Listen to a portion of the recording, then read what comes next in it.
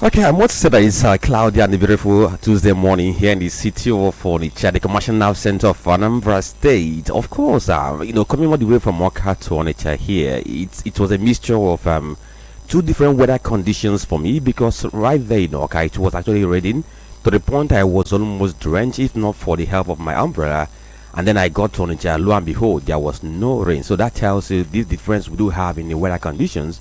And that was yesterday that we saw a report from, NIMET saying that we're going to have 3 days of rainfall in their forecast. Perhaps that is what we are having. But this very morning, of course, we are ready for us to continue with our conversations on political developments in our country. And I'm saying welcome to the Polity Tuesday edition, this 22nd day of July 2025.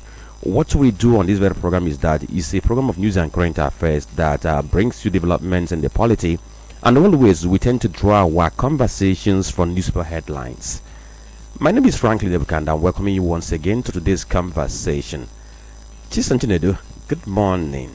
Good morning, Franklin. How are you doing today? And sorry for all of that. Do I call it misfortune with the rain? But then something as big as a blessing, as big of a blessing as the rain, cannot be called a misfortune. So, of course, sorry we are caught on fresh. That was the prayer somebody said in our vehicle. They said, in the midst of everything, we have to thank God. We thank God for the rain. We thank God for the sun. So this is the season. Actually, we expect that. So what we do is that once we wake up in the morning, you look at the weather forecast and then know how we are going to prepare ourselves for the day. And for Dr. Olisa Mbeki, he didn't meet the rain, but I met the rain. Yes, good morning, Tony. Good morning. Did you say I give you the rain? I said you didn't meet the rain, but I met it. Oh, how did I not? How didn't I meet the rain? It didn't, because it came from Onitsha. Okay. It didn't rain as it rained in Oka. That's the point you're trying to make. Did it rain this morning? Okay, just asking. Are you talking about today? Are you talking about Today. Today, it didn't rain today now. Okay, so what I'm saying, I came from where I was almost drenched. Oh, so sorry about that. I didn't know that. But that's the season. Yes. But that's the season, so we always know very well that we must go out with our umbrellas. And then most times the NIMET will give us updates. In fact, if you look at the update, you always see rains all the times. Good morning, Nigerians. Good morning, the good people of Southeast Anambra. Onitsha, it's always a pleasure to be here. Good morning, God Almighty, the maker of our life. We are just back here in our sanctuary. In fact, there is this song. We'll have to, most times, if you have to go into the spirit, that this Catholic song. It depends on the spirit. Onto the sanctuary. We have come to adore you, Lord. But the truth is, now we have come to do justice to political issues and political developments in around the country.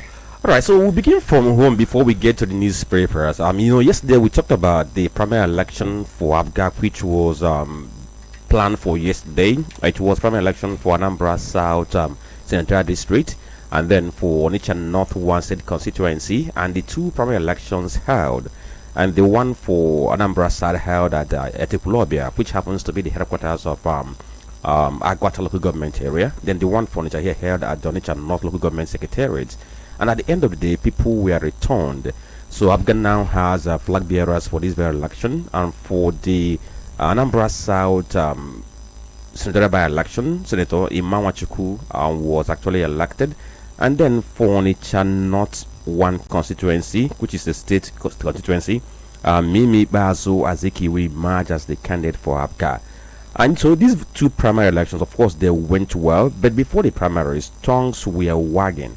And those tongues continued to wag even till after the primaries yesterday. And it was all about the Anambra South senatorial by-election. And many things were said. In fact, yesterday we talked about it, and before 12 noon or 1 p.m. we learned that Ebuka withdrew from the election because he was seen as one of the prime contenders, and then he joined others who withdrew from that very primary before the main day. But after the primaries, people were actually reacting, and my question has been, why are there so much muzzins and murmurings about Abga primary election for Anambra South senatorial district by-election, which I said that held yesterday? Were other aspirants in any way shortchanged, or we are just seeing a purgation of emotions, by people who ordinarily would have wanted their own presence to have been matched the candidate of the party, Tony? I think when you say tongues are wagging, I understand those who are wagging the tongues. It's important we situate these things properly. We must put them under context. Yes, there was a conclave that ABGA conducted. There were 8 aspirants for Anambra South Senatorial District, and many of them are eminently qualified, all of them. But we know very well they are all heavyweights. And in the spirit of Onyaga and then in the spirit to go into this battle with united front, the party suggested that there should be a consensus. That conclave is more like a consensus building. Let's have a consensus as against going into these primaries where people will feel so bad, people will feel so dissatisfied, people will feel betrayed, and things like that. And many of them have invested fortunes for their aspiration, for their quest. It happened. And this consensus will be amongst themselves in line with provision of section 84 of the Electoral Act, that for you to have a consensus, all the aspirants must agree. If one says no, that consensus will not work out. It was one of the clauses inserted into the Electoral Act when President Bola Tinubu, being an aspirant under the banner of All Progressives Congress, felt that he could be pushed or shoved aside by the cabals of Buhari. Femi Bojabemi, as the Speaker of the House of Representatives, aided in inserting that clause. So for you to have a consensus, all the aspirants must agree to such consensus. Now, what happened? ABGA decides to call that consensus a conclave. These are a matter of semantics. In so doing, they went into such conclave, and it happened that Sir Imanwachuku, the person they called, got 2 votes. In that very conclave, you have to vote for yourself and vote for another person. Blind vote. You just go there and cast a vote. Aside you, who else do you want?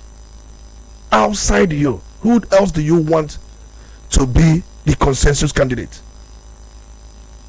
And it happened that we are told that Emma Wachuku became the consensus candidate. How did he become the consensus candidate? He got 2 votes. And I've not heard any of the aspirants coming out to deny the fact that he did not get 2 votes to become the consensus. Others got 1, some got none. Some amongst themselves, the 8 aspirants that bought the form. That's what we are told. So I've waited long to see if those who were party to that consensus election or pre-primary election, there are reservations. Immediately a candidate or a consensus candidate emerges. What happened?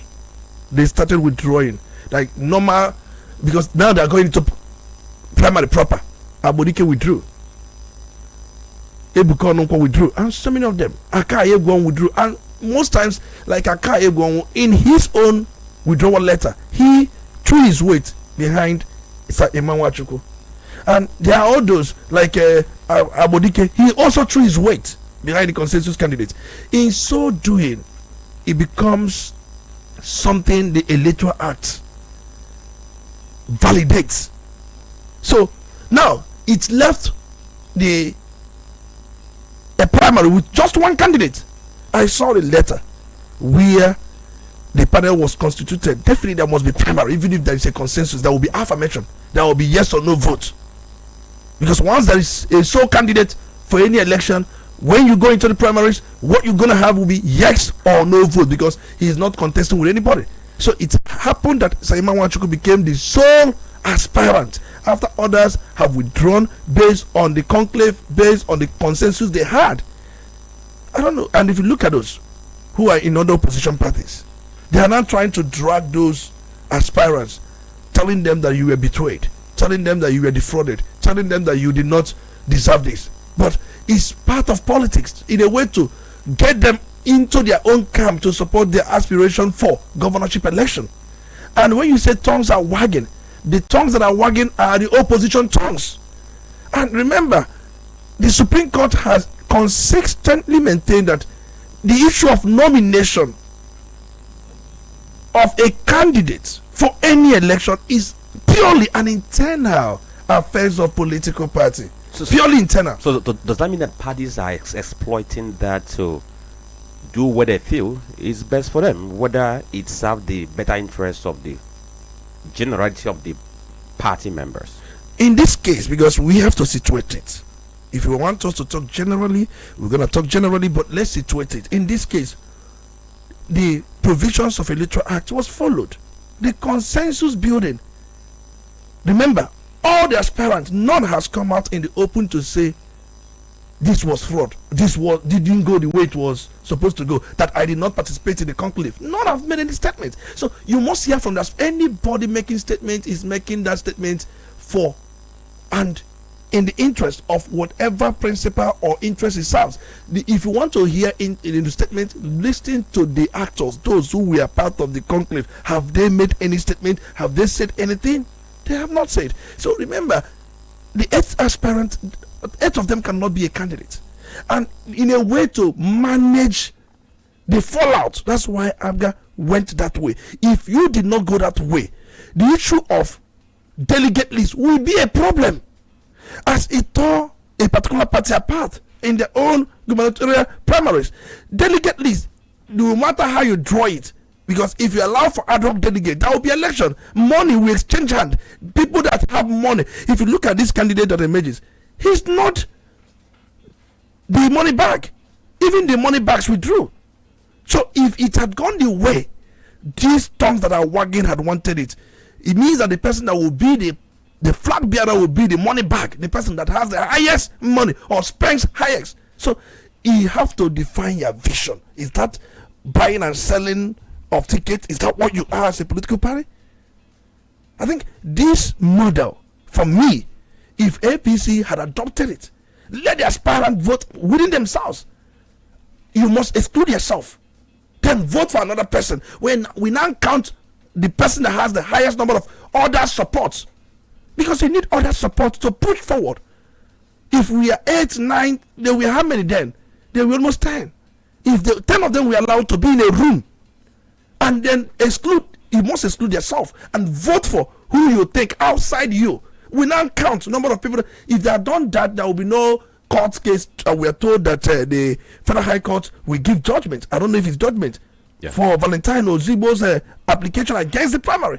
Yeah, I think that should be tomorrow. Delegate list tore so many of them apart. So it's a model. Okay, before we get to conclude on this very issue, let's get to listen to Ebuka, because he made a statement when he stepped down. We'll listen to that, then we'll conclude on this before we now get to the newspapers. No matter how popular you are, I know the wish of the people, but I cannot go against the instruction of His Excellency. He's a hard-working government. Have to obey his instruction. And I want you, my teaming supporters, to comply as well. Let there be peace in ABGA. Let there be peace in Anambra South. Let there be peace in Anambra State. You're listening to The Polity. Get involved now. Okay, so we just listened to the voice of Dr. Ebuka, who happened to be the CEO of Seahorse Lubricant at the same time, an aspirant in that very election. In fact, if you go to the social media, you are going to read lots of things. Some people are saying that he was coerced to, step down, that he wasn't hugely in the race, and other things. Some people were arguing, okay, why didn't this conclave come earlier before these people went to purchase their nomination forms, and then before it came? And so many other things that have been said regarding this very primary election. You heard from him. How democratic can we say that process was, that conclave system? How democratic was it? Can it be in any way be seen as a political disenfranchisement to some persons who would have lost to go and test their popularity? And there is this very feeling among some persons that the person who emerged as the party's candidate is not the most popular amongst the aspirants. So, Tony? Now, I think that's the beauty of the consensus. Remember, there are three ways a candidate can be nominated for any elective position as we have in the Electoral Act, as provided in the Electoral Act. One, direct primaries. Second, indirect primaries. And third, consensus. And it is within the prerogative of any political party to decide any mode of primary they would want to embark upon. For a party like ABGA, they embarked upon on a mode of consensus. That's the one they chose. And for them, the reason behind going with the consensus mode of primary is to manage the fallout. If you cannot manage the fallout of any primary, it will tear the political party apart. Go and ask PDP. What tore PDP apart?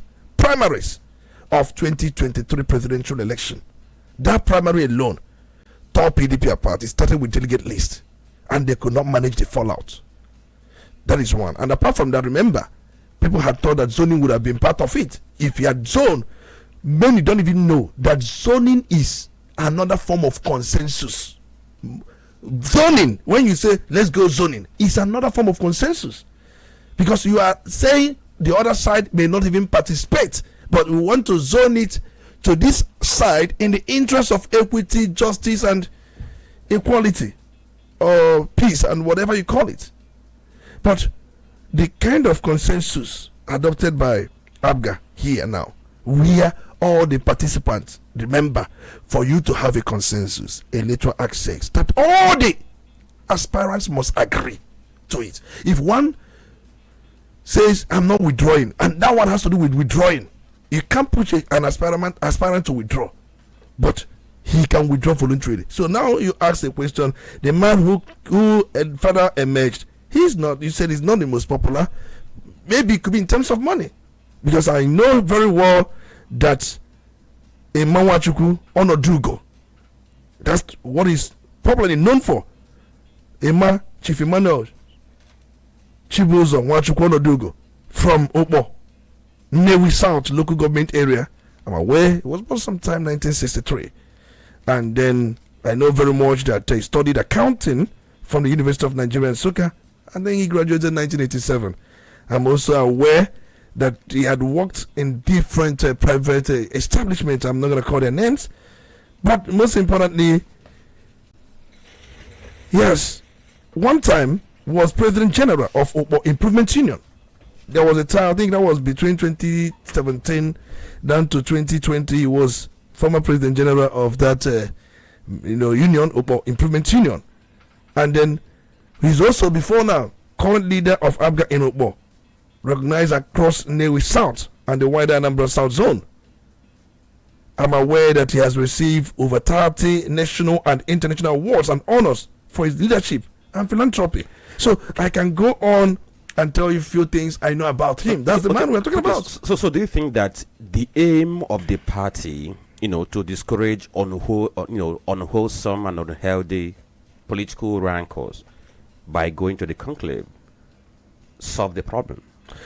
If they had not gone through this way, look at many of them are billionaires, money bags, and they will spend. Do you know, if they were allowed to, they didn't give any delegate money.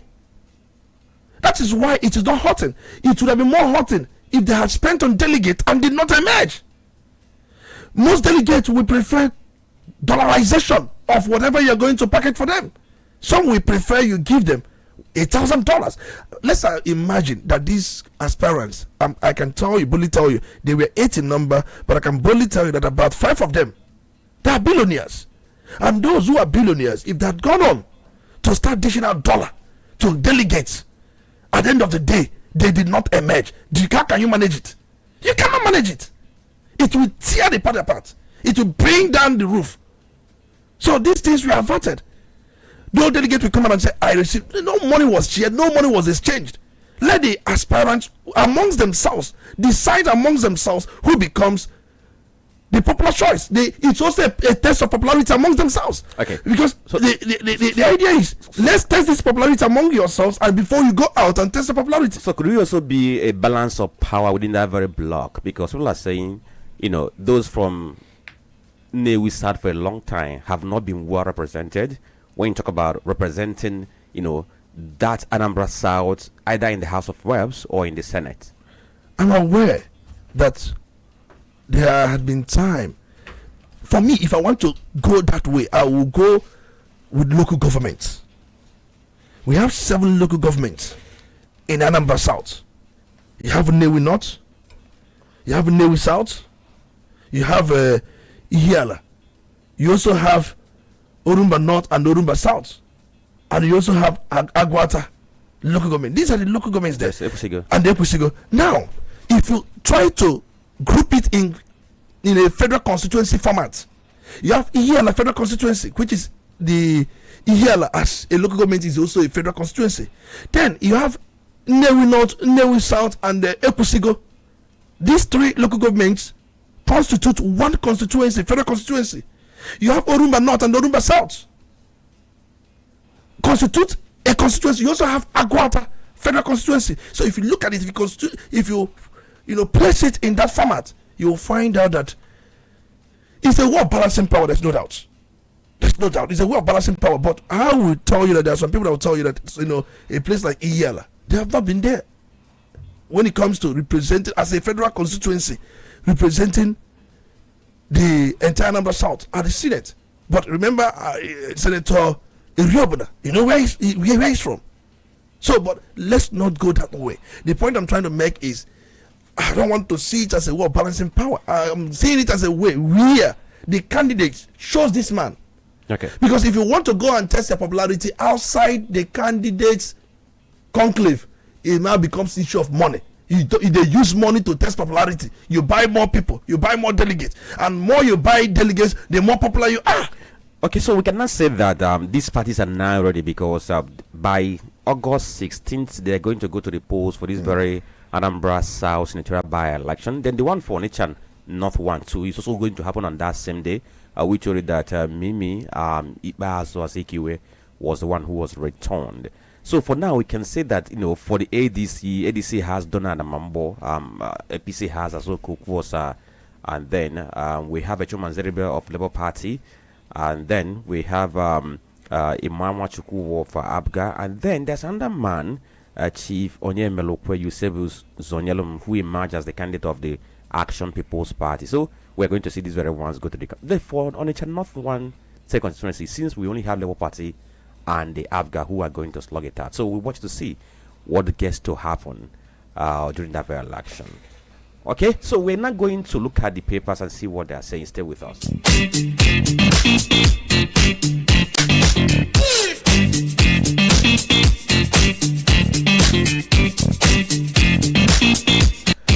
Alright, thank you for staying tuned to Udala Radio 104.7 FM. You are listening to the Polity. Don't forget that we're always live on our Facebook page, Udala Radio 104.7 FM. Get on the page and watch this very video live. And don't forget to share the video on the for our YouTube channel, Udala Radio. And don't forget, it's very important that you push on the notification button and subscribe to the channel. We appreciate all you do. So let's look at the papers. We have 4 of them: The Nation, Vanguard, The Punch, and The Guardian newspapers. And we begin with the headlines on The Nation newspaper. Okay, so the banner headline here says, states fail to utilize access 250 billion UBEC cash. It has a writer that says 92 billion shared between January and June. Get to read the story. It's a quite interesting one on that Nation newspaper. IGP backs demand for better welfare by retired policemen. That's on page 2 of the Nation newspaper. Another headline says, state regulators to NAS central gaming bills violates constitution, Supreme Court judgment. That's on page 16 and 17 of the Nation newspaper. Above the nameplate, you will see the headline that says, this day Arise Media Group responds to harassment, attack on free speech and press freedom by Files Holdco PLC. And this one says Obi's 2023 running mate to contest for president in 2027. He has a rider. Abure-led LP reaffirms opposition to coalition. I don't know if you saw that yesterday. We saw Ahmed Dati running mate to Peter Obi in 2023 election, where he attended next meeting of Abure-led faction, and he made a statement saying that he was trying to bring peace among the warring factions. We get to know more about that. He said a lot of things yesterday. Exactly. And then another headline says MBS report, Nigeria's rebased GDP grew by 3.13% in first quarter. That's on page 3 of the Nation newspaper. Nigerian citizenship, federal government knocks Kemi Badenoch. Of course, Badenoch was in the news 2 days ago, where she talked about not wanting Nigerians to come to UK and set up camps or try to have a settlement. And she talked about how she cannot transfer her citizenship to her children by the virtue of the kind of constitution we run. But it has come out to be wrong, that she was wrong by what she said. And they have knocked her, saying that she wallows in ignorance proudly. And okay, so another headline here says United States visa fraudsters face life ban. These are the headlines we have on the Nation newspaper. All right, then, from the Nation newspaper, let's see what the Punch newspaper has to say this morning. And of course, starting with the first story here, Genco's Disco's rage as states begin tariff cuts. This is on page 35, where the writer says Enugu Defense Power Bill slash. As Ondo Plateau, others join tariff cuts. Genco's threatened shutdown. Excuse me. Above the nameplate of the paper, Nigeria now spends half its revenue on debt. Presidential panel on page 36. 2027 fresh LP crisis as Obi rejects Dati. Abure peace deal on page 7. NAS showdown. Natasha faces police blockade today on page 7. Businesses expect rate cut as MPC reconvenes today on page 36 as well. And further down, pension revolt. IG vows action after ex-police officers nationwide protest. Services sector fuels 3.13% economic growth on page 36. Gunmen shoot 2 Nigerians, died in South Africa. On pages 4 and 5, Awujale. Ogun government prepares for legal battle with Ifa Council on page 9. Okay, so let's go back to the Gather newspaper. We have the headline below the masthead. It says Shetima laments depletion of 90% forest cover. That's on page 5. 2027 PDP declares Tinubu bad product. Convenes 101st NEC meeting. That's on page 3 of the Ghana newspaper. And then this one says Awujale's burial, there will be grave repercussions, says Ogun traditional chief. You know the thing in this very good series that the traditional worshippers, they called they called them cult group, that they wanted to be the ones in charge of the burial, but it didn't happen. It was resisted, and since then they've been firing shot from all cylinders. And then this one says electricity tariff imbalance triggers new subsidy inefficiency debate. That's on page 6 of the Ghana newspaper. IGP pledges reform as retired police officers protest poor pension under contributory scheme. Is on page 6. Confusion in LP as Dati walks tightrope amid factions coalition moves. It's on page 3 of the Ghana newspaper. Falano, Sani Ford Kemi Badenoch over citizenship claim. That's on page 9. Nigeria GDP hit 373 trillion, remains fourth biggest in Africa after rebasing. That's on page 3. State FCT's unutilized 250 billion education grants worry you back. That's on page 29 of the Ghana newspaper. And the last headline here says court orders for feature of 222.729 recovered from Chinese nationals. These are the headlines on the Guardian newspaper. From the Guardian, we proceed to the Vanguard. Above the nameplate of the paper, Nigeria's economy grows by 3.13% in Q1 25. That's on page 19. Retired policemen protest poor pension welfare nationwide. On page 7, the riders Tom Nas seek exit from CPS. Protest also in Edo Plateau, Kwara, Taraba, Cross River, as IG denies opposing exit from CPS. U.S. and Nigerians will prosecute ban visa fraudsters. Will prosecute ban visa fraudsters from entry. On page 5, the writer warns Americans in Nigeria of looming visa overstay penalties. Terror financing, 730 cases successfully prosecuted. Major General Laka has that to say on page 9. Citizenship, Kemi Badnoch displayed utter ignorance of law. Falano on page 10. Defection rumor, I'm not leaving PDP. Governor Adeleke on page 10 as well. And also you'd find and the rest is the other one is an editorial that has a picture of Governor Hupuzadima on it. That's what we have on the front page of the Vanguard. Okay, so that's a story we don't have on the front page of these newspapers, but it made all the headline because of the how epic that clash is going to be. It's about Super Falcons match against Bayana South Africa, which is going to happen today. And quite interestingly, for the 15 games in their recent past, South African girls have not lost any game, and the Nigerians are going to meet them today. It seems to be a repeat of what happened 3 years ago in the group stage where Nigeria fell 2-1 to South Africa. So if we are going to refrain this time around in our road to claim the 10th title, WAFCON title, we're going to see what happens by 5 p.m. today. But that's not the subject matter. So stay with us. We're going to bring you the subject matter.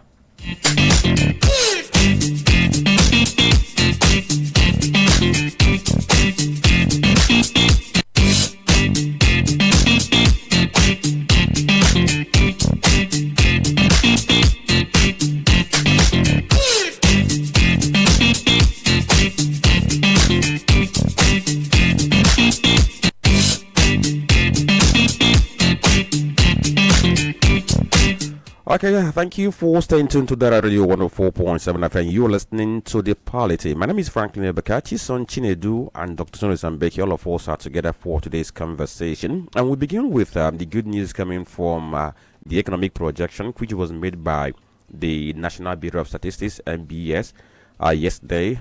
It released Nigeria's gross domestic product range. And from that, it showed that our GDP rose by 3.13% year-on-year in real terms in the first quarter of 2025. And this according to the latest report by the National Bureau of Statistics released on Monday. The growth rate represents a rebound from the 2.27% recorded in the corresponding period of 2024, indicating a gradual strengthening of economic activity across major sectors. And then, with that, we saw some reaction from the organized private sector and the economists who welcomed that development and expressed hope that it will be sustained. In nominal terms, the value of the nation's economic output stood at 94.005 trillion in the first quarter of 2025 compared to 79.51 trillion naira recorded in the same period last year, reflecting an increase of 18.30%. Now, let's take this very extract. GDP grew by 3.13% year-on-year in euro terms in the first quarter of 2025.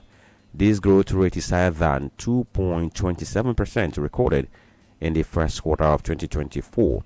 And from what we gathered, the first quarter figures were published on the back of the National Account Rebasing Exercise, which updated Nigeria's GDP framework to 2019 as a new base year, replacing the previous 2010 base. So, from the reason we can see, in fact, if you're going to read down throughout this, they will tell you that the industry and service sector accounted for the most growth in this very quarter. And somebody said it's a welcome development for Nigeria that it shows that we are growing despite the challenges that we do have. But on the other side, some persons are saying it just rebase the economy, and whenever you rebase, it gives you a hope which could be false or not, Tony. First and foremost, I saw everything that Nigerian Bureau of Statistics released through the announcement made by the Statistician General of the Federation, Adeniran. And many people would wonder, what is Adeniran talking about? All of a sudden, you're telling us that our GDP is now 205 trillion naira. That's what he released. He didn't give us the version in dollars. If he had given us the version in dollars, we would now do normal calculations, but I was quick to calculate it and then convert it to dollars. I'm going to come to that. When we talk about GDP, I have explained it many times. GDP is just the size of our wealth, especially those things we produced here, and ensure that the value of what we produced, everything put together, the value, the measurement of such value in a particular year, that's our GDP. I don't want to go into GNP, gross net product, but we're talking about gross domestic product. That's the word there, domestic. There's also another one, gross national product. The one, when you talk about gross national product, you are also looking at other investment outside the country. But we are focusing on investment within the country. And when you are focusing on investment within the country, even those that the expatriate, put together in this country. So we are looking at the market value of every goods and service produced in a particular country. We are talking about Nigeria in a particular period. That is the size of our wealth. That's another way I used to call it, the size of our wealth, internal wealth. I'm not talking about external wealth. So that's GDP. Now, having explained what that GDP is all about, we are now talking about rebasing. And when you talk about rebasing is purely a process of updating the base year used to calculate a country's GDP. There's always a base year. And when you talk about base year is where you are starting. Base is where you are resting on, where you are putting your feet in the foundation. You can't imagine our GDP in 1981, 1990, 2014. There are different base years.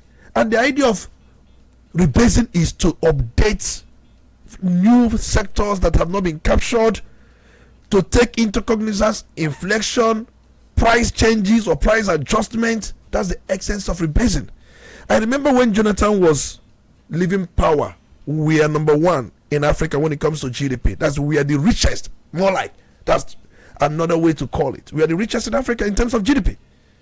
But over time, we are now ranking number 4, trailing South Africa in number 1, Egypt number 2, Algeria number 3, Nigeria is now number 4. I'm aware. Now, we know why we are number 4. Because of the devaluation of the currency. If you look at what happened or what we are told that our GDP, that is the size of our wealth, internal wealth, is now 205 trillion naira.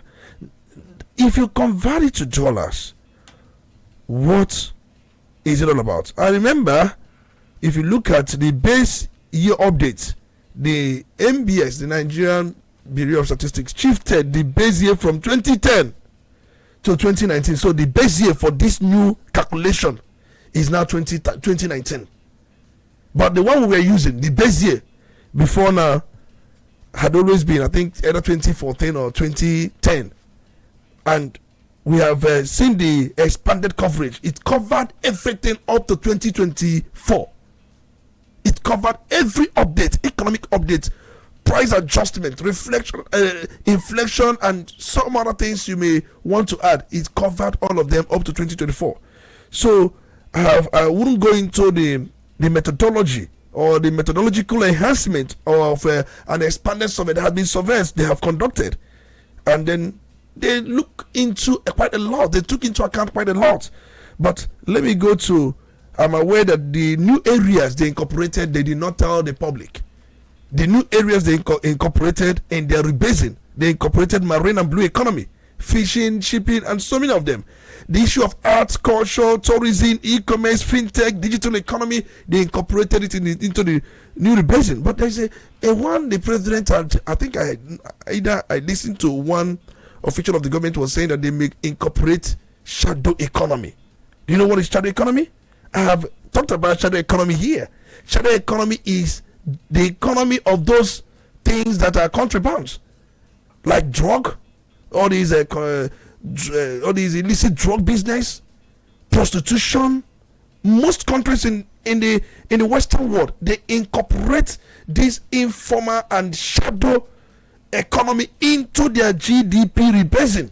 But I'm not going to talk about it. I was looking at your face. I was just curious to find out. Because it's part of business. I don't even want to sound like this is the reality, Tony. What you have just said is the reality. There are some economies where they pay tax. And the truth is, these businesses are highly patronized here. So why can't they be brought to the book and be paying tax? Recall when cannabis was legalized in some places, people we are free to export and import. And when those reports about how much cannabis we grow in Nigeria came out, I was asking, why don't we make this sector legal and see how far that gets us? Isn't it part of agriculture?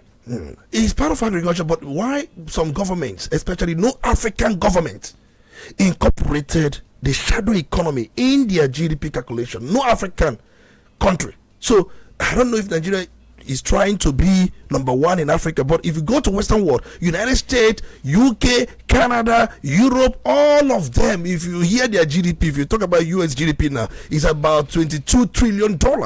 So you find out that even the illicit drug business, prostitution, and some of these things that are outlawed, they are part of the GDP calculation. But why some African countries feel that they don't need it will be in a way to promote them. But let's go back to what we're actually saying about our GDP as released by the National Bureau of Statistics, and then they told us merely that our GDP is now 205 trillion naira. And I did quick calculation, try to divide 205 trillion naira by the exchange rate of our own naira to dollar. So I understand that I think it's about 100. I quickly did the calculation immediately I saw the news, but I can't remember the exact the exact figure I used to run the calculation. But outside the exact figure I use in running the calculation, I understand that our GDP is about 135 billion. 100 between 135 to 100 and between 133 to 135 billion dollars. So that is for me very far off from countries that we are trailing. Look at South Africa, $410 billion. That's where their GDP is. And look at Egypt, $380 billion. That's the second in Africa. Look at Algeria. That's $260 billion. That's the third in Africa. And Nigeria now coming forth with $135 billion. How the mighty has fallen from our high horse. So, but we are once there. Is there any positive we can take from what just happened? Because if you look at this whole thing, you will see that we recorded some growth in some areas. And interestingly, oil is the highest foreign exchange earner for Nigeria. But if you look at the GDP, you see that it's contributing less than 7% of the entire GDP. I think it's important we take into account about some of these areas you mentioned that are really added up in terms of growth. And then we are told that our second quarter or first quarter GDP growth about 3% growth, even when we are having a projection of about 6% growth, is important. But if you look at this 205 trillion, because what the MBS did was to give us the value in our own currency. But if you divide it by, let's assume we're using the old exchange rate. If we are using the old exchange rate, let's say 450 naira to a dollar. If you divide 205 trillion by 450, do you know what it's going to give you? $450 billion. That's what it's going to give you. And that will make us number one.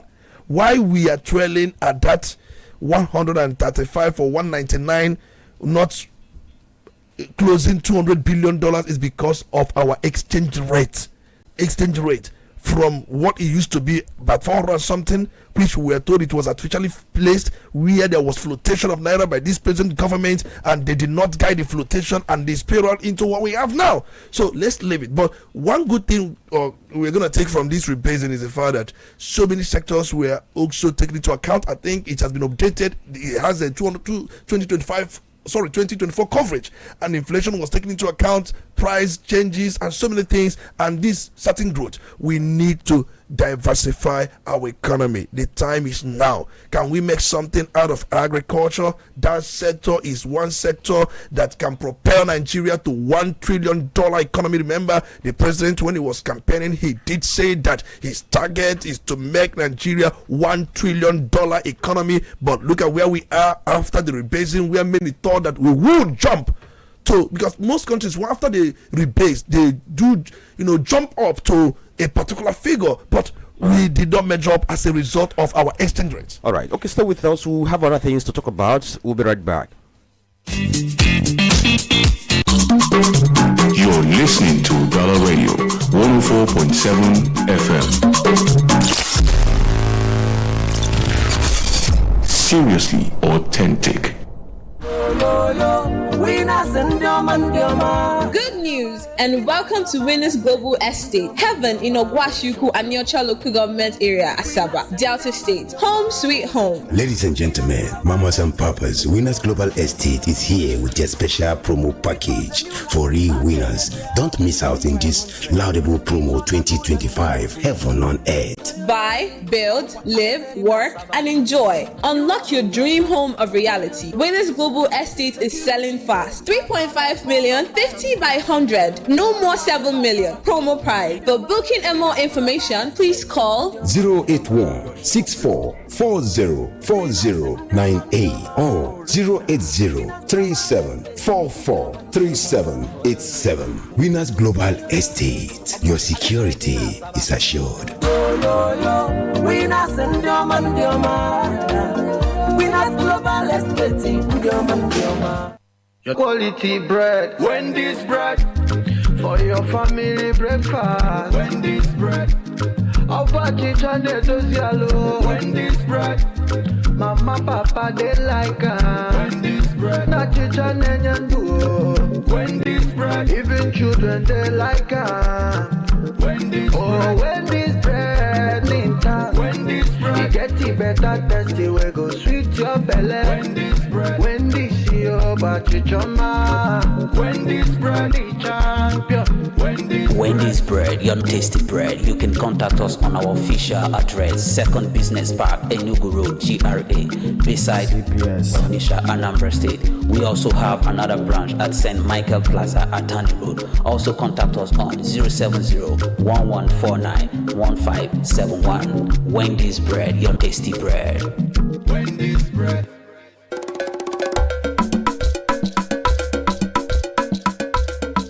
Udala Radio 104.7 FM. Seriously authentic. You're listening to The Polity. Get involved now.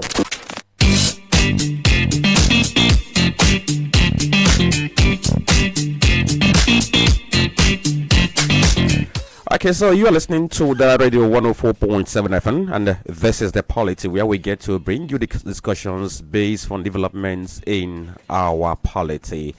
And we told you about things that have developed when it comes to our GDP, a quite interesting one. We have a lot to talk about that. Maybe we're going to gloss over more things before we now switch over to other things. Don't forget that you can go to our Facebook page and join this very conversation.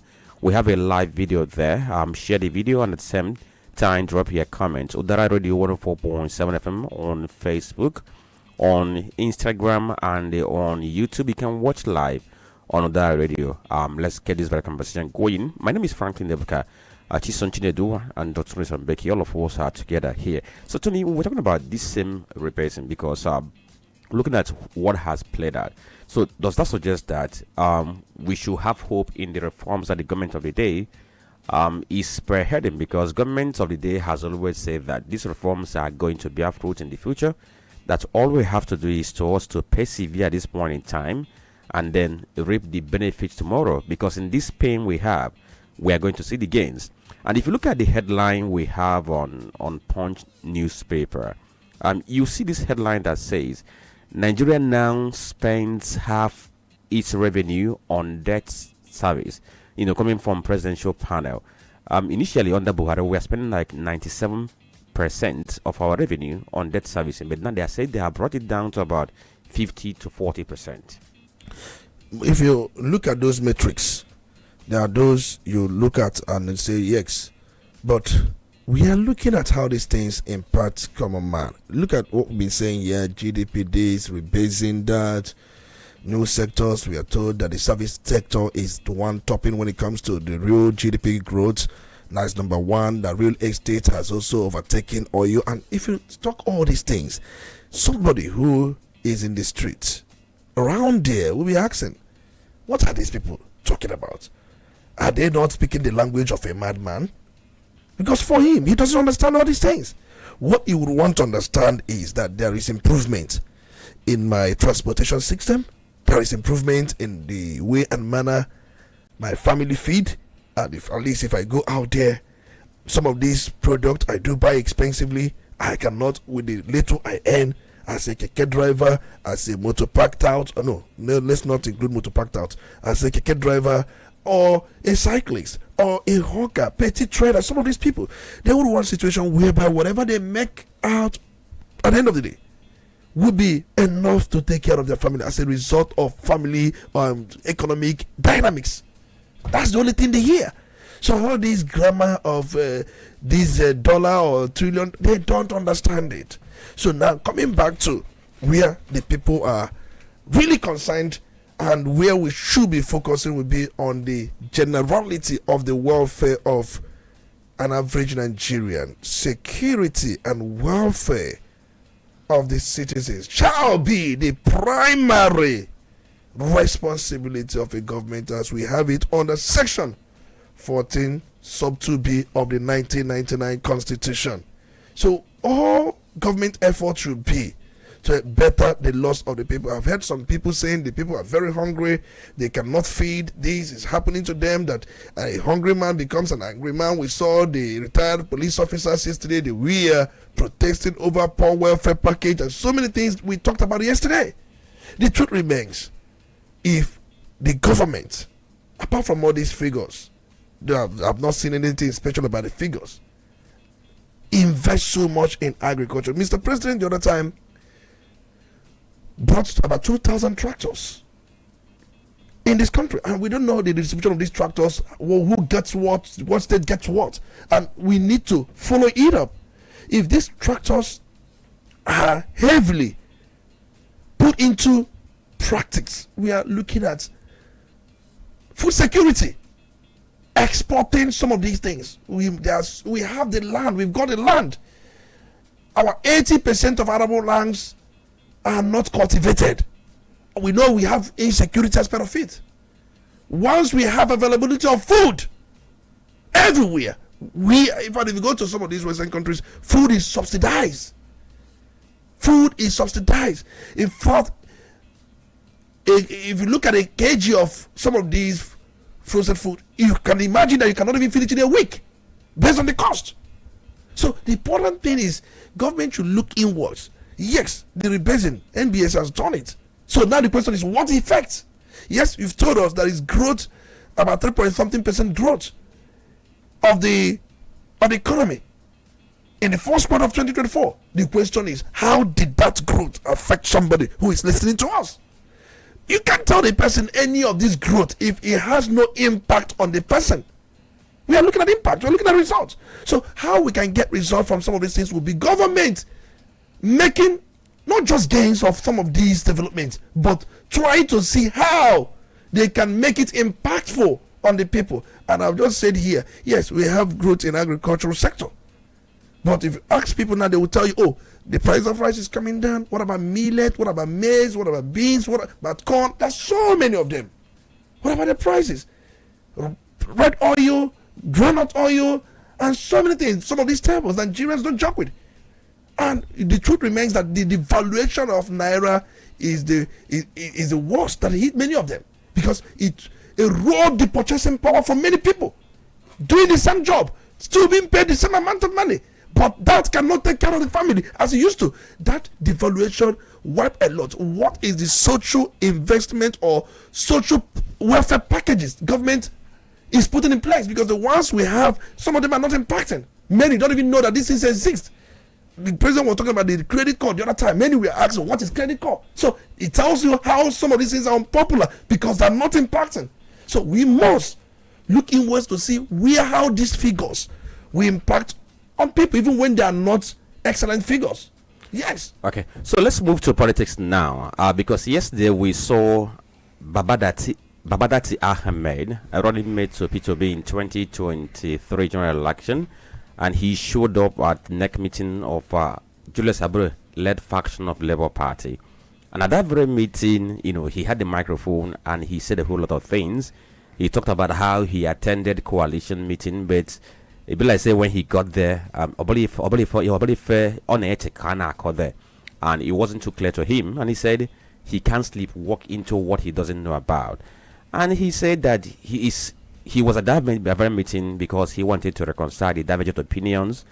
And don't forget, even before then, he was at a meeting held by the Osman-led faction. So from what happened yesterday, people are now asking question whether there is a confusion somewhere, or if Baba Ahmed is trying to retrace and align with Abure. Perhaps he might have seen that there is no road in the coalition. I think there are wonders in politics. You keep seeing many of them, and just like what happened yesterday is one of the wonders of politics. That tells you that most politicians pride their interests above every other thing. It's a game of interest, no permanent friend, no permanent enemy. What is permanent remains interest. Yes, we've seen Dati Baba Ahmed yesterday, where he was with Abure, and then I saw some reports that he also talked about his presidential ambition. I read a post or a tweet made by Abure on X, and then I can comfortably tell you what Abure tweeted.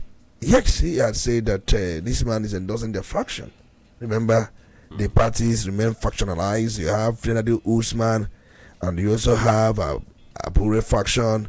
And the question is, what did Dati Baba Ahmed, what did he do with Julius Abure faction? He said he had gone to make peace. And the question is, did anybody sanction his peacemaking process? If you're a member of the party and there is need for peace, these will be within the agreements of those factions or those involved, and they will delegate people that will go on. Or did he appoint himself as a peace ambassador or a peace meddlesome interloper? What did Baba Ahmed appoint himself to be? So if you look at it, I think for me, if I'm to read meaning in what he did yesterday, he has a fallout with P.O.B. Now I'm going to read what Abure tweeted. I'm just trying to get it so that I can read it, because he was just posting pictures on X trying to tell people that it is now going to be hulu for him. Now he said, adopted at the end of the National Executive Council NEC of LP held on Monday, the National Secretariat Otako Abuja at this and that, and then the pictures of Dati Ahmed sitting behind him. And then if you look at it, that Dati orders, he was the one posting it. I think he's posting TVC News. I'm just going through his X handle. Dati orders return to Labour Party, vows to unite party. So did it mean that Dati at one point was not more a member of Labour Party? And then he also put here P2B's former running mate Dati declares for president. That is Abure X handle. That he's now putting us that P2B's former running mate that declares for president. So for me, what Dati did, it was a total betrayal. Do you call it betrayal? Yes. Sorry to butt in here. Do you really call it betrayal, or just a man looking out for himself and seeing an opportunity and swooping in? Because, like he said, he was at the coalition, and at a point he said, when you go for a security meeting of, say, your neighborhood, and after the security meeting, they start to talk other things that you do not quite follow, you leave. And so the big question is, one, was he carried along from the onset? 2, his political ambitions, are they going to be represented? 3, is it out of place for a man to really look out for himself, especially if he has been able to convince us that he means well? If you look at it, maybe he's looking out for himself. There is a way you look out for yourself. You betray those you have their trust. There's a way you look out for yourself. So if you were with coalition ADC at one point, and then he did also say that he has not left Labour Party, but now Abure is tweeting that he has returned to Labour Party. Somebody who said he did not leave in the first instance, and now Abure is saying he has returned to Labour Party. But that's by the way. And secondly, I saw the last time he made an appearance on television, one of the private television stations, and where he boldly said that he will work with P2B, he will do this with P2B, and order that P2B remains the hope of this country, the symbol of new Nigeria. And he said quite a lot of things. But that was last week, and this week he's saying another thing. I think it's a case of in the morning you are saying, crucify him. In the night you are saying Hosanna. You can't say crucify him on the same subject, and you cannot also say Hosanna on the same subject without any interval. So there is a betrayal of sort on the part of Dati Baba Ahmed when you try to situate this issue in relation to P.O.B. But it is their business, like I always say. So, politics is a game of interest. What if he's playing the game of P.O.B.? Because for the look of things now, if you watch P.O.B. closely, you will know that he doesn't want to put all his eggs in one basket. Perhaps one leg should be in ADC. If he sees the line there, he toes that line.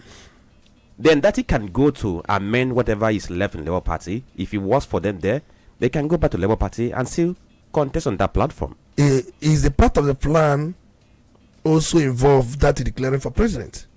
I don't think he declared for the president. Abure said so. The thing is, Abure tweeted it. Abure and cohorts were trying to read meaning into what he said. But from the video we watched, we didn't hear him making declaration that he's going to run for president. He has not in any way debunked what Abure tweeted. Abure now is his own national party chairman tweeting that Dati Baba Ahmed has declared for president, and he's keeping quiet, and you're here. But you know, Abure is going to try to show up his own political muscle. The point is this. I don't, think that anybody should engage in needless political gimmicks. You must be straight in politics, so you don't confuse your followers. You must be straight. So if the whole plan was that he goes to Abure faction to see if he can have a leg there, it makes no sense. You must be straight. Followers, you can't get them confused. And many of them are just quite looking at both of you. And remember what Kenneth Okonkwo has said, that P2B could not manage crisis in the political party. And if you cannot manage a political party crisis, how can you manage Nigerian crisis? You remember, people have been calling Kenneth Okonkwo all manner of names, all sort of names. Now, if P2B is losing his acolytes, lieutenants, and at the same time, those who look at many of them now, at the point where we were told Valo Zibo left him. We also told again that Kenneth Okonkwo left him. Now is Dati Baba Ahmed leaving him. And then we also told that Obaze at the point resigned from a Labour Party. We've been told all kinds of things, and these are people that form the nucleus of his ambition. So the question is, what is happening? But even at that, Nigerians, I've seen many of them coming together to show support, to show solidarity for this man. He did 64 years, and you saw how it was celebrated all over the country. So it tells a lot. So that yesterday that Baba Ahmed was at that very neck meeting, we saw some obedience loyalists, likes of Haji Nana Kauzauri. She attended that very neck meeting alongside Dati Baba Ahmed. But we have heard from the coordinator of Obedience Movement saying that those who were at that very meeting did not in any way consult them. They didn't have their blessing. Talking about Tanko, Tanko. He said they did not consult them, and Baba Ahmed didn't go there on their blessings, and didn't even tell them that he was going there. But let's look at the other way around. But Dati Ahmed, does he have the capacity to reconcile this very warrior faction? Because, of course, we know that there is Lamide Papa led faction somewhere, but not too strong like Nenadi Usman and that of Abure. Do you see him making any headway in his effort to reconcile these warring factions and see if this party can come back and become one again? Abura is saying, I am the legal chairman. Those who are on the other side, if you are going to show remorse, come back to the fold and then ask for forgiveness. We have a large tent to accommodate you and bring you back into our fold for a better future. If you look at the whole political equation, you can quite understand that, in fact, if you look at the Y and the X, they don't appear to be what they used to be or what they should be. Abure has a leg in the APC. You know that. We saw the picture he had with Wike. And whoever Wike holds family, that person is held for the moment. The intention for such holding will last. He said it was a private meeting. A private meeting in Wike's house, and you can understand. And Abure, remember, he lost money. He likes money. Do you know if he went for land allocation at Wike's house? Oh, and if he has been given land, that makes it so easier. What are you talking about? If anybody decides to call himself a political contractor, once he's contracted to do any political job, he gets it done beyond the lines. And if you're not seeing it, I'm seeing it. The question is, we have not seen anybody who had come close to Wike for a political contract who has left him. That is by the way. Now, Daddy seems to be swimming in an ocean where he does not even understand the waves, the current of that ocean. That's what it appears. So you think he's just going to be used? See, look at what Tanko Yunusa said, that he did not even consult them. They did not even know he was going, that he went there on his own. So it's also, and Tanko speaks for P2B. There's the spokesperson of P2B. And he has said that this man went, and look at what they did. And look at what Abure, see, I have been saying this. It's clear that ADC, if you don't know it now, is likely going to have Atiku Abubakar as their candidate.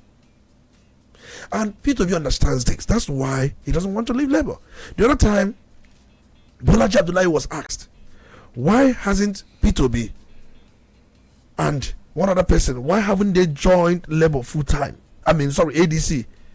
And look at the answers he gave. That they have elections they need to conclude with. And they can't join ADC now. It will affect those elections. It will bring confusion in the minds of those who are going to be swayed. The influence they will have on some of the electorate, they will be confused more. So there is election. That once these elections are completed, they will make necessary registration, because as we speak now, P2B is not a member of ADC, and there is also one other person that's not also a member of ADC. So that's the answer Bolaji Abdullahi, the spokesperson of ADC, gave. But we know very well that as it appears, ADC, the way I'm looking at ADC, they are not zoning anything as far as Atiku Abubakar is there. And also the ticket, because they are saying, those who are supporting Atiku saying, let's go to primary, let's go. Because if you go to primaries, Atiku will win. You know why Atiku will win? North has numerical strength when it comes to number of delegates, and most times this thing will trickle down to North and South, and Atiku will have control over Northern delegates. So you can't measure Southern delegates and Northern delegates. So Atiku has advantage when it comes to numbers. So that's why you always tell you, let's go to primaries. So that would be a disadvantage to P2B. So from this lens you are coming from, so can we accord Baba Ahmed some slack? Because he's trying to do a human job for his principal. That's why I'm saying that if you look at it from every angle, the only way you can do such a job is to ensure that Abure is no more the leader of the party. And the LXOT has since distanced himself. The only state Labour has control over has since said that Abure, come, let's give you another position. And he has vowed never to work with Abure again. But we know in life, there are times that if you look at things the way they play out, we have no choice but to make amends. We know that. But from the way things appear now, Wike seems to have a good hold of Abure than anybody. But 2027 is still a far cry, Tony. Do you think that before then, the LP might have put their house together? It's something that remains an illusion. It's illusionary, if you ask me. Let me say this. You have Nenadi Usman faction, you have Abure faction. And from the look of things, INEC recognizes Abure faction. As we speak today, INEC does not recognize Nenadi Usman faction. They are working towards that recognition. Don't you think there are some forces, there are some hands behind such recognition? So B2B is floating as we speak now. ADC, the coast is not clear. Labour, the coast is also not clear. So what is left for him is now to choose any political party and populate the party. Can he do that? But if he does it, what becomes of his northern engagement? So that's another thing. Would you advise him to take up, or would you advise him to lay siege to this move that Dati Ahmed has moved? Did Dati Ahmed consult him in the first instance? Did they have such plan? Was it any form of arrangement or agreement? So these are things we must establish before you go on with the answers. You want me to provide the answers to the question you've asked me. So you must provide the foundation. So somebody saying we are not consulted, we are not aware. But we know in politics this will happen. But P2B has shown that he's not that kind of person. He doesn't use gimmicks. He doesn't use all these things to get whatever he wants to get. He has proven to people, and he's still telling people that he's threat in everything he does. So how can he put that to go there and be doing the human job? So it will be a way to also confuse his image, or the image he's trying to paint. So the point is, politics can able, but it is not over until it's over. He should read some political dynamics and then also make some political calculations and do his political calculus. I think he seems to have a base. That's why you saw him resigning from PDP. He resigned from PDP. Why he resigned from PDP? Because he has seen that he has a base.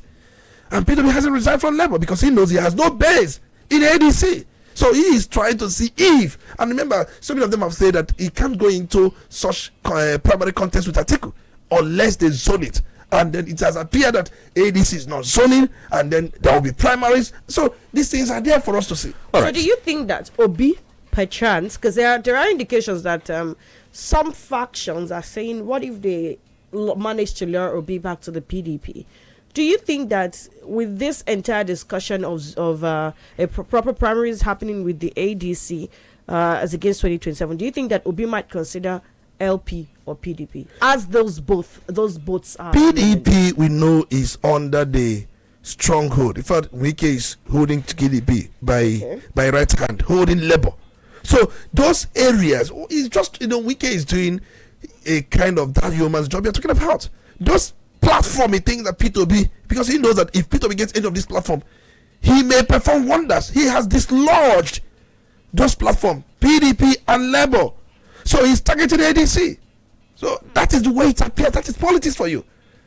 Using those who are involved to get whatever he wants to get. Okay. When you saw Abure smiling after the private meeting at Wike's residence, taking pictures, so happy. What else are you talking about? And before now they have been meeting, but they decided to make it public. And the moment they made it public, know that the game has been sealed. Alright, so according to Abure, Nigerians are the ones who were already meeting into the meeting he had with FCT minister, because according to him, he's a Nigerian, he lives in the FCT, he can strike any meeting with the FCT minister for any purpose, quite interesting, whether personal or not. Okay, so we have another story which I'm just going to read out before we go for this very commercial break. It's about what is happening to Kemi Badenoch. We know this very woman who has Nigerian descent and the leader of Conservative Party in the UK, and each time she gets microphone to talk, she doesn't take no for an answer. She always goes for the juggler of Nigeria. And this time around, she was in the media. She was on Zachariah's program on CNN, where she talked about a whole lot of things, and she talked about how she cannot pass on her citizenship to her children because of her gender, and she suggested that it is easier for Nigerians to acquire British citizenship than for foreigners to become Nigerians. And since then, we are seeing reactions. Federal government has reacted. Likewise, the human rights lawyer Pemi Falana and Sani Shehu, who criticized Badenoch over her recent comment, and they are saying that she's swallowing in utter ignorance and she didn't know. And I was just wondering the level of that ignorance, if it's a stark one or mortuary one. Stay with us, we'll be right back.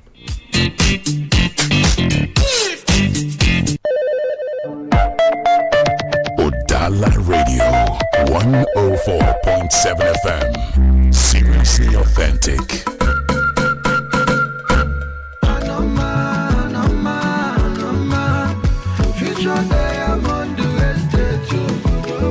Welcome to Future Diamond Reality Investment, where your dreamland becomes reality with no youth disturbances, no hidden charges, and instant allocation upon payment. Designated areas of our landing properties are Ngobala, Enugu, Oguachuku, Agidiai, Ibuzo, Ihala, Mbidi, Owerri, Awka, Inteje, Oba, Asaba, and many more. Also introducing the Rescue Widows program, giving every widows a half a plot in all our estate, because everyone deserves a place to call all home. Call or WhatsApp on 070-77-089-316 or 080-3437-6607. You can also visit us at 445 Plaza, Shop 25, opposite Zenith Bank, ABC Road, before FCMB roundabout at Sabah, Delta State, or at 328 New Market Road, opposite St. John the Baptist Catholic Church, Odabo, Onitsha, third floor, City Mart Plaza. Feature Diamond Reality Investment. Buy land, rest assured, and own your future today. You're listening to Udala Radio 104.7 FM. Seriously authentic. Summer coding camp. Mama Chisom, how do you manage your kids during these long vacations? I am already tired of Mesoma and Chidio. These kids are really after my life. I can't even rest again. I used to feel the same way too. Until our women leader introduced me to Edufon Technique Coding Camp last year. It changed everything for me. Mommy, I just coded my first Crash game. Come and play with me. At Edufon Technique STEM Summer Coding Camp, your kids will learn the following: coding with Scratch, robotics, computer appreciation, piano lessons, storytelling with AI, science experiments, and so much more. All in a fun, engaging environment, hands-on. 2 East Ridge Road, GRA, opposite EEDC, Onitsha. Or call 070-616-33338. Hurry now, spots are limited. Edufon Technique STEM Hub, where fun meets innovation. Edufon Technique STEM Summer Coding Camp. Udala Radio 104.7 FM. Seriously authentic. You're listening to The Polity. Get involved now.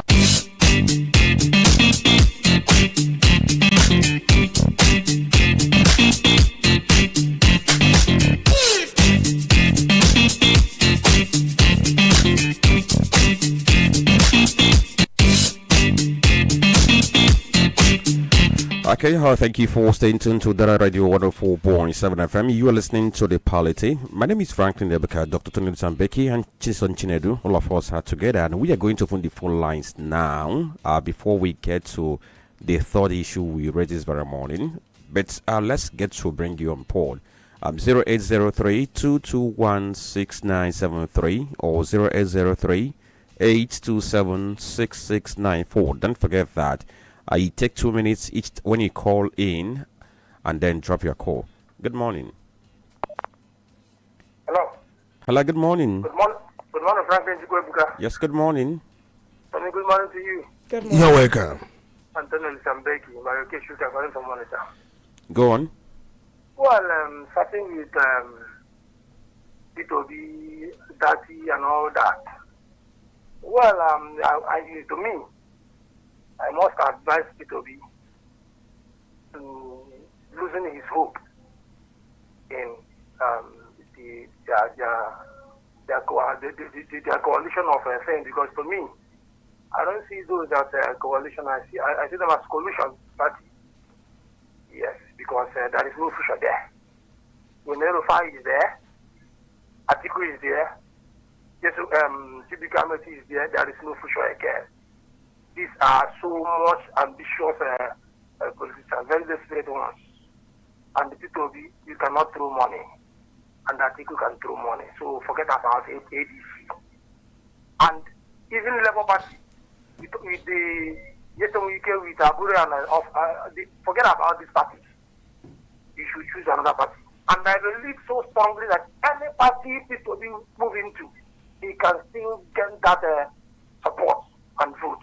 Because P2B himself is not a political party. People are just looking at him.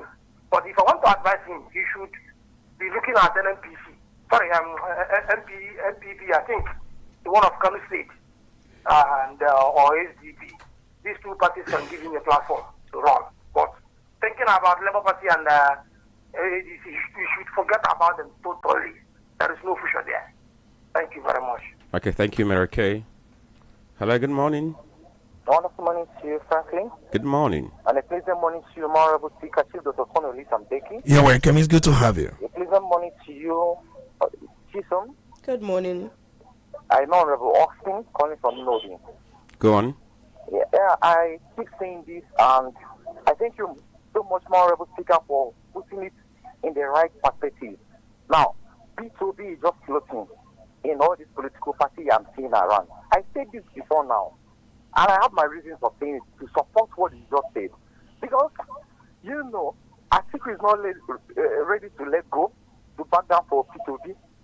And the main motive of joining, creating this coalition at first is to, original intention is just to give the P2B the privilege to be the flag bearer. But you can see that there are some hungry politicians who want to get power by all means. Now, you see, the Labour Party is nowhere except in a situation whereby P2B will be handing to power in this Labour Party is if Umenladi Usman regains his power back. There's only place I will subscribe that P2B will have a say to Labour Party. Even the statement created for Brewery that Ahmed is contesting, is a contestant. You see that it's kind of a betrayal. I never expected before now. I expected Ahmed to debunk that rumor. Yes, if he felt that he's not working in tandem with the Abure, but you see now he's taking this with all his heart because that is exactly what he wants. Now I recall to say that you can't trust a politician. You can never trust a politician because they can deviate at any time. Let me raise my case here. Thank you so much. Okay. Hello, good morning. Good morning, my chief speaker. Good morning, Franklin. Good morning, your name? This is the voice of Honorable James Mayor Okulo Chendon and Nose. Calling this morning from Awada. Can I go? Yes, go on, sir. The only thing I have to say is that Olisa Mbeki calculated well from what he said about P2B. What I'm trying to say is that P2B should cut down planning another party, another platform which he will use to vie for these places if he wants to become a party flag bearer. Why am I saying it seems like this Northerners has they tricked him again. I've been saying this thing. Northerners played more politics, they played politics more than even the Southerners and the Easterners. I'm telling you, the Westerners and the Easterners. I'm telling you the truth. They know what they are doing. Okay, now, they have called P2B out. P2B is no longer strong in the Labour Party. He's not stronger even in that coordination. Because I knew, like Olisa Mbeki said, if they go to climax, P2B will be a laughing stock there. Because I knew he is not bringing money. Atiku is ready to do anything possible to win that primary. And he's winning that primary. So it is better now that P2B will look for another party, fresh party, even if it is to form another party. Later, then Wike, in fact, Wike is another good player as far as Nigeria politics is concerned. You will see what he will do in that coordination. In some time now. We hijack that coordination and get it. Thank you and God bless you. Okay, thank you. Thank you for joining. Don't forget that we are live on Facebook. We are going to acknowledge your post in a short moment. Hello, good morning. Okay. Good morning. Hello. Hello, good morning. Okay. Good morning. Good morning. Good morning, my speaker. You're welcome. It's good to have you. Good morning, Franklin and Chisom. Good morning. Good morning. Go on. This is the voice of one going from our region. I'm coming from you now. All right. I just say, I put it and Quebec together. I know something is now. You see, they want to supply labor again. And one thing I want, maybe the APC try to bring that to divide the vote of the North against put together a match for me. That man did his plan. But to me, I would advise you to find another party. You not go to it. I advise you, if they will play in that way, what you will do is to let him go into AGC fully, so that will be the second place in Nigeria. It's better to be first than not to be anything. I mean, the second cannot do anything. This is my suggestion. Thank you. Okay, thank you for joining. Hello, good morning. Hello. Okay, try to reach us again. Let's see if we can have a better connection. 0803 221 6973 or 0803 827 6694. Hello. Hello, good morning. Good morning, it's raining heavily here. But be that as it may, glory be to God. Chief Tony, good morning. Good morning, Franklin. Good morning, my lady. You're welcome. That GD preaching was mind-boggling. I just could not unbundle it, except when you started talking about the shadow GDP. Yeah, we'll talk about it some more, please. Now to our party, obedient. Dafi Ahmed has not told us that he was going to the Saudi. Abure is so a pathological liar. Most of us have known him for quite some time. If you take him to the bank, take his work to the bank, he will eat up the bank. I cannot even see Dafi working with Wike. Besides, there is no love lost between Obi and Abure. Obi never liked him from on start. And then, of course, Dafi is quite close with Nana. Before now, Titobi is not floating. And make no mistake about it. We have quite a huge followership in the north. Oh, yes. Probably much more than we have in the east, southeast. Yeah? Check it out. Because the north, the political trajectory has changed since the demise of President Muhammadu Buhari. God bless his soul. And then, of course, Kenneth Wanko has never been with us. And the other man, too, you talk about, was not there with us. They just came in and started, they talk more. All those that really work with Obi do not talk. They are not loquacious like Obi himself. And make no mistake, no one is sleeping. Everyone is watching, and then working. OT is working very hard too. So things have changed a lot. And the present administration is the one panicking now because they're really giving us space to get more people that are suffering in Nigeria. People say, oh, we may not have money to throw around. Obi is not a poor man, please. By any standard, by any means, measure it out all over the world. All right. And we will get over it and see how it goes. This is not the time like I said I'm going to this or that or that. Atiku is the one worried because age is not on his side, number one. Number two, his utmost ambition in life is to be president. I don't think any man goes that way. We beg him to remain in PDP. We are all in PDP together. We beg him stay and become papa there, become the leader there. He refused. And now Atiku is so popular in the north. You forgot just a few weeks ago, the title of, the title now from Adamawa, it was cancelled and removed. And I told him quite nice, my friend, you're not from Adamawa.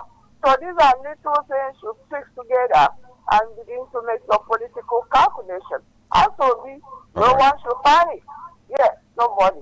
It's not just time to say they are in coalition or this or that. I'm not in the coalition, but I'm in the Labour Party. All right, thank you.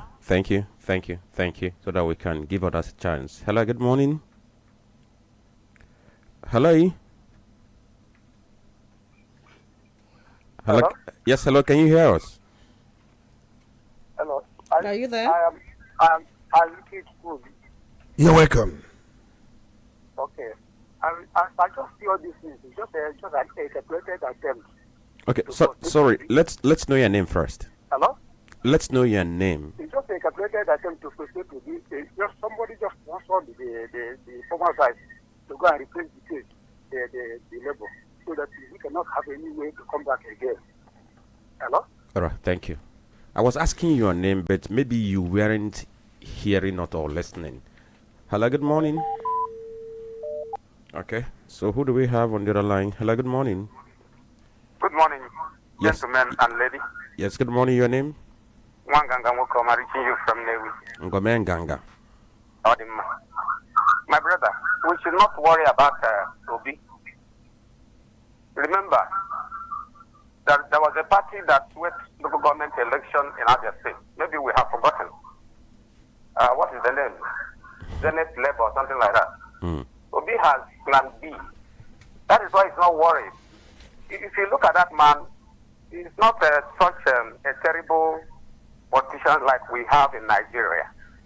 He does whatever he wants to do with gentleness, good calculation that will not harm anybody. If the coalition fails him, Labour fails him, I think Labour's Zenith is there. And that is what is the governor of Abia State is holding on today. They swept all the local government election. Maybe some of you have forgotten. So we should not worry about Obi. All we know is that if they fail, if the coalition fails to pick him, they will, divide their vote again, and Tinubu will win. So if Atiku continues this way, he will never rule Nigeria till the end of his life. I'm sorry I said this. There is a stage you will come in politics. You step aside for the younger ones to show their strength. But if you continue, you must win. When you know that there is disagreement between the South and North, this is the turn of the South now. When must you come out again? You did it in PDP and failed. And you continue to do it again. I'm very sorry. Good morning. All right. Okay, so another question we would like to ask later after taking up reactions from our Facebook page is, if Obi continues to leave every party that has a problem, what does that say about his personal ability to manage crisis in political party? So let's go to the Facebook page. All right, then it's Udala Radio 104.7 FM. Start with Yosi Kechi Okereke. He says, Tony, in this your razor sharp analysis, whatever Soludo and Apga do is perfect. But when it comes to Peter Obi, your analysis becomes something else. Are you a member of APGA? Okay. I am not going to read the rest of this, your message. Ikechiko Okereke. Eke Ganas Madueke says, it's heating up in Anambra State as we prepare for November 8 election. I still think INEC didn't give people enough days to have their voter cards. Mole Bara says, Nigeria needs purging, cleansing, and overhauling. We need to sanitize this nation, its leadership and followership. Disarm, disable, and disgrace all evil spiritual and human forces to maintain and bring in Nigeria to disunity, disrepute, and ridicule. All who are making lives unbearable for Nigerians, all blood-sucking demons, terrorists, and killers must be drowned in the Red Sea, quote and unquote here, of their own creation. Nigeria must rise on its feet and flourish. Masakwe says Fayoshe has submitted a formal petition to the Code of Conduct Bureau, CCB, requesting the release of the Assets Declaration document of Barrister Ezenwo Iyesonwike, the current Minister of the Federal Capital Territory, FCT Abuja. Kindly explain the fate of Wike to his political career, watching live from Oba. Mbechi Obi. The issue of Anambra South senatorial, to me, I love what Ndiapaga did. Henry Elu says it is better you publicly declare your membership and support for APGA. Saludo. Okay, Henry, quite noted. Paul Onyeka Chukwu, God bless you too. Iruka Obasi, we see you Ogo Chukwunenye, and we also see you Henry Elu. Okay, so let's just quickly take this very commercial. Once we are back from it, of course, it has to be for us to wrap up this very conversation. Stay with us. Udala Radio 104.7 FM. Seriously authentic.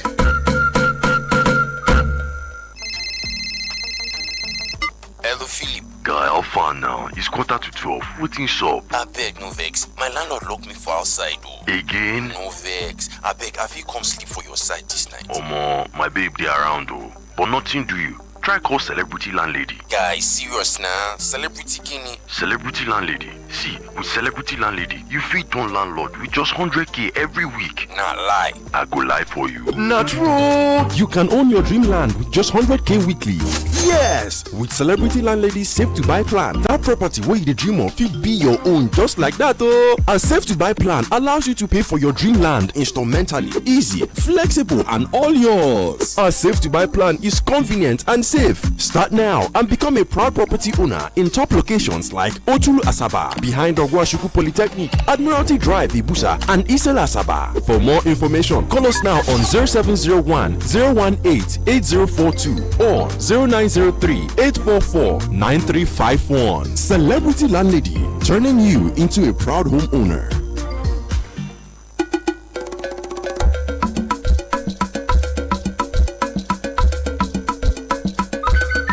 From the commercial city of Onitsha comes Udala Radio 104.7 FM, the voice of the region, where authentic news and entertainment meet. Udala Radio 104.7 FM. Seriously authentic. AFM. We give you more than properties. We give you opportunities. From Nkwele to Umuya, Oka to Umweri, from Oba to Agleri, Mbako to Oji River, from Emene to Asaba, Aba to Abuja, Lagos to Imo. AFF is planning possibilities in over 20 states across Nigeria with free inspection. We are in alkaline table water, purity in every drop. We are in wine, the refreshment for your soul. Get 5% interest in just 3 months or grow it to 20% in 1 year. No story, just favor. You register with Obelego. I get just one plot of land in AFF Land Port Global Estate Limited, where favor meets opportunity. Visit our physical office at number 56 Tony Ume Street, Awada, or call us now on 070-6567-6913. AFF Ujane Mogo.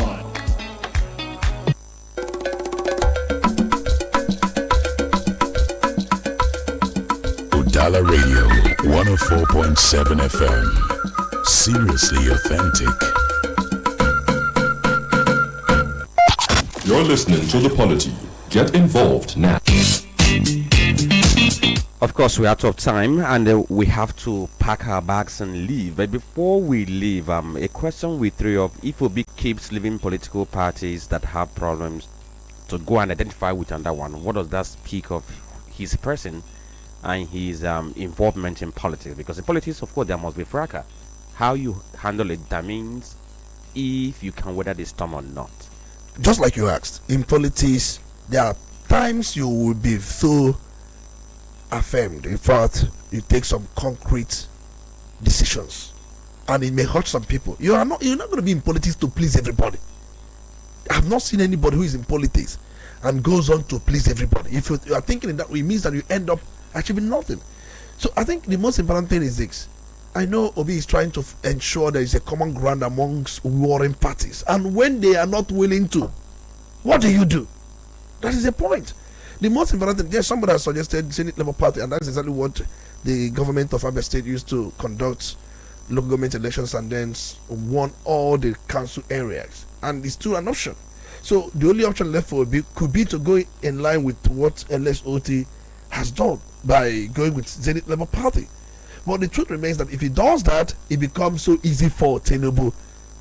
If Atiku and Obi cannot unite, and Obi cannot come and muzzle northern vote from Atiku like that, and Atiku cannot come and muzzle southern vote from Obi like that. So in this issue or this fracas, it becomes an express road for Tinubu. So it's important we say this, and then for those who are saying that maybe I have done this, I've done that. Most important thing, whatever that is working, we must tell you it is working and how it's working. You reserve right to ask questions and bring facts. We are here factual. All right. So, Chisom, what did Nigeria do to Auntie Kemi that each time she has a platform, she comes so hard on us? Was it because she had a bad experience in Nigeria? Because we know she was born in UK, came back to Nigeria, and was raised until she was about 16 before she got back to UK. You know, I think to every story there are two sides, and she had bad experiences, but I guess it's the way she's going about the correction of whatever led to the experiences she had that is wrong. Because it is one thing to point out the wrongs, it's another thing to make efforts towards these wrongs being corrected. That is how you truly measure your worth as a change loving person. And I think that is something she has probably not sought the opportunity to do, or not taken the opportunity to do. All of these I think are secondary.